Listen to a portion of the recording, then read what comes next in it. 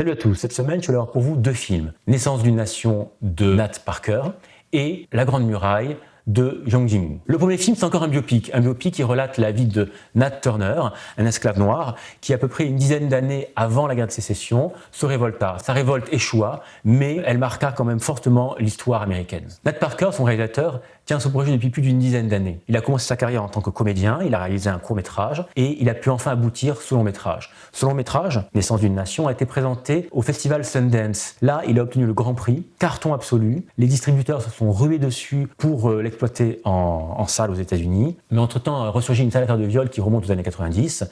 Et Nat Parker, qui devait être la figure black qu'on devait vraiment acclamer, monter en 2017, est devenu un peu le pestiféré, l'infréquentable. Du coup, son film est sorti en catimini aux États-Unis, les scores désastreux et ses chances d'être représenté aux Oscars ont quasiment disparu. Mais revenons au film.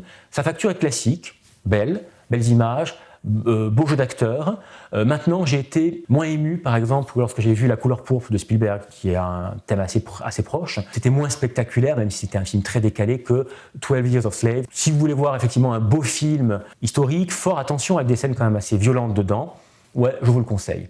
Maintenant, si vous voulez beaucoup plus vous amuser, voir un film avec des effets spéciaux, un film complètement délirant, il y a La Grande Muraille. Alors La Grande Muraille, c'est un film qui est vraiment particulier. C'est un film qui inaugure en fait une nouvelle manière de produire les films à Hollywood. Depuis quelques années, les gros studios chinois, avec des hommes d'affaires aussi chinois, ont beaucoup investi dans les films américains. Et là, ils ont racheté dernièrement le studio Legendary. Legendary, c'est un studio qui est spécialiste dans les gros blockbusters à effets spéciaux, les grosses machines bien huilées. Là, pour ce film, qu'est-ce qu'ils ont fait? Ils ont pris des stars américaines, des stars chinoises. En stars américaines, on va avoir Matt Damon, gros acteur oscarisé, Pedro Pascal, acteur chilien que vous avez vu dans des séries télé, Homeland, Game of Thrones. Et pour la Chine, la jeune actrice montante chinoise, Qin Jing, vous m'excuserez pour l'accent un peu épouvantable. L'histoire en deux mots. Au 15e, 16e siècle, William Gawain, interprété par Matt Damon, est un mercenaire qui est parti en Chine pour aller chercher de la poudre. Il se fait arrêter et est enfermé dans les geôles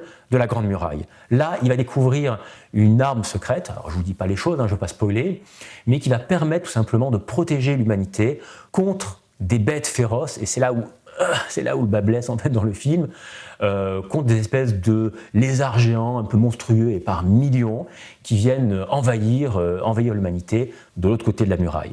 Bon, alors moi je suis pas trop fan, honnêtement, je vais vous le dire, de ces créatures. C'est des espèces d'hybrides entre les aliens et les dinosaures du Jurassic Park, mais on va dire que ça fait la blague. Donc ce qui va se passer, c'est que l'Occident et l'Asie vont s'allier. Là, bien sûr, Matt Damon va rencontrer un commandant qui est une femme, c'est la jeune actrice dont je vous ai parlé, et ensemble, ils vont combattre ces bêtes féroces.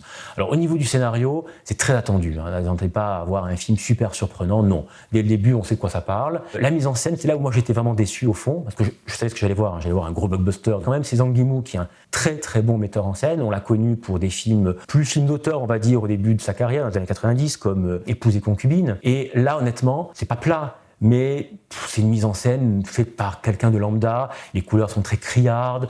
Voilà, pas très excitant. Donc bilan, si vous voulez de l'action avec un gros film à effets spéciaux, je pense que vous y trouvez votre compte. Maintenant, si le révisionnisme historique sino-américain, c'est pas votre tasse de thé, passez votre chemin et allez voir vraiment autre chose. Si tu as vu un de ces films, n'hésite pas à me donner ton avis en commentaire. Et surtout, like, partage et abonne-toi à ma chaîne pour de prochaines sorties cinéma. Bonne soirée à tous.